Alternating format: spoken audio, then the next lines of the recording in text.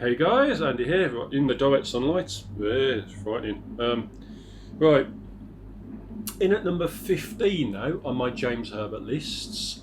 Like I said, the last few books and the next couple as well, it's really tight in terms of where I've put them. They could on any other given day swap around, but this is just how I'm ranking it for now. I'm just trying to get out of the light. So in at number 15, that's a bit better, isn't it? Bloody hell. How far can I go? I can't get my hand anywhere. It shows how long I've had my hair cut as well. It still transcends space and time.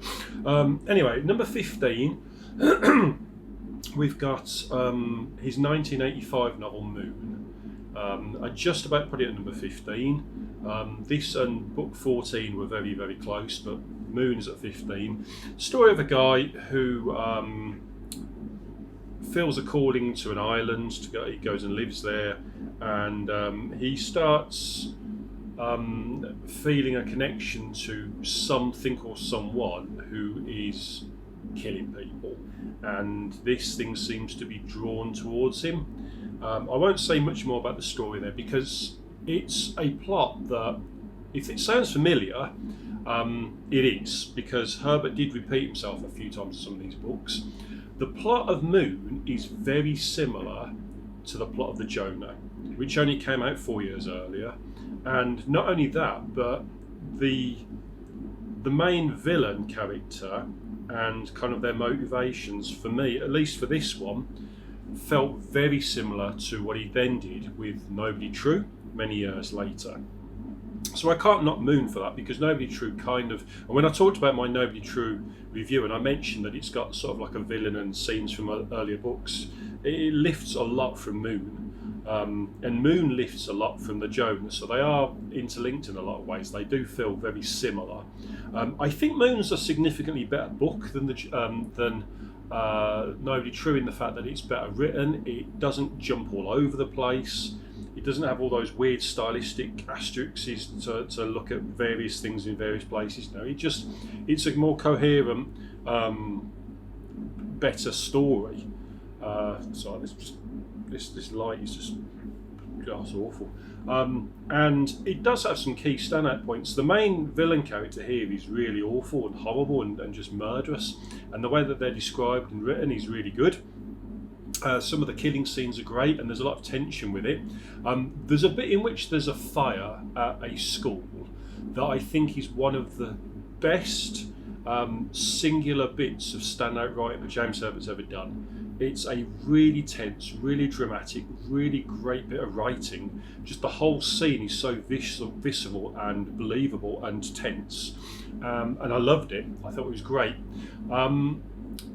So why is this at number 15 and not higher up on the list? Well, mainly because it's got 14 books I like more. I think the bits where it lifts from the Jonah aren't as good as the Jonah does it. But also the book itself, it does have a few ponderous bits where, so there's like dust flying around there. There's a few ponderous bits where the story starts to sag a little. And in particular, my biggest peeve with the whole book is, once again, with the ending. The ending of Moon is pretty bad. In fact, I'd say it's actually really bad.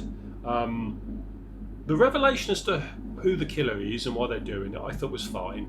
But then, the most of this book is kind of like a mystery with an intriguing plot that has a sense of the supernatural in terms of the connection between our main hero and the villain. But when we get to the very end, the way in which it all unravels just introduces a new supernatural element. I won't spoil it, but it comes out of absolutely nowhere. It's not connected in any way to the story. I have no idea why it happens there and then, because if that was going to happen, surely it would have happened earlier. Why now, I don't know. But it literally, for me, sort of railroaded a lot of experience, because I just thought it was really silly and just felt like Herbert had no idea how he was actually going to end this thing. So just threw in this crazy supernatural ending that doesn't make any sense, and just, I didn't think it needed to be there. You may like it, mileage may vary. Like I said, these lists are only our own, But for me, it knocked this book way down this list. It would have been a lot higher had it had a better ending. This probably would have been a top 10 book, because I think the majority of the story is great, but that ending alone derails so much of the tension and the quality of the story that it kind of really disappointed me. I think it's one of his most disappointing endings, just in how silly it is for a book that's so tense and serious to have an ending that's this silly. Yeah, it did knock it down, but I still put it at number 15. So that's Moon. I like it. It's a decent book. In fact, it's a good book with a bad ending.